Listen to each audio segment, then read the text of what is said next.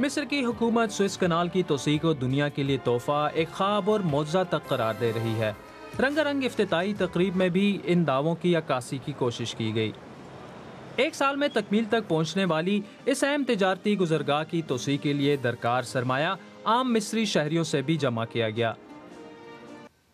نہر سوئس سے روزانہ 47 بحری جہاز گزرتے ہیں۔ یہ پہلے ہی دنیا کی مصروف ترین آبی گزرگاہوں میں سے ایک تھی۔ بحیرہ روم کو بحیرہ احمر سے ملانے والی اس نہر سے ایشیا اور یورپ کا سفر کئی ہفتے کم ہوا تھا، اور اب تو اس نہر کی چوڑائی بھی دگنی ہو گئی ہے۔ نہر سوئس کی تعمیر 150 سال پہلے شروع کی گئی تھی اور اس وقت اس کی تکمیل میں 10 سال لگے تھے۔ نہر سوئس کی توسیع میں اب 1 سال لگا اور پروجیکٹ پر 41,000 مزدور 24 گھنٹے کام کرتے رہے۔ نہر کی توسیع کے لیے 250 ملین کیوبک مٹی نکالنی پڑی۔ اس مٹی سے 100 اہرام بنائے جا سکتے ہیں۔ سوئس کینال اتنی منافع بخش ہے کہ مصری سرمایہ کاروں سے اس کی توسیع کے لیے درکار رقم اکٹھی کرنے میں صرف 8 روز لگے، لیکن انہیں امید ہے کہ یہ نقصان کا سودا نہیں ہوگا۔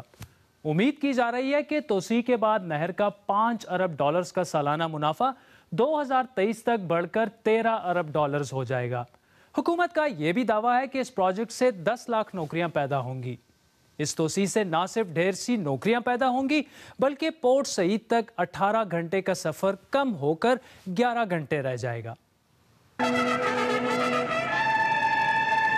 لیکن کئی برسوں سے سیاسی اور معاشی عدم استحکام کے شکار مصر کے عام شہریوں کو نئی سوئس کنال سے کتنا فائدہ پہنچے گا؟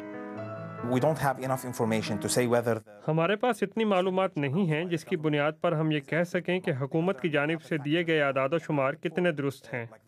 بین الاقوامی تجارت میں اضافے اور تیل کی قیمتوں سمیت بہت سے ایسے معاملات ہیں جنہیں مد نظر رکھنا ہوگا۔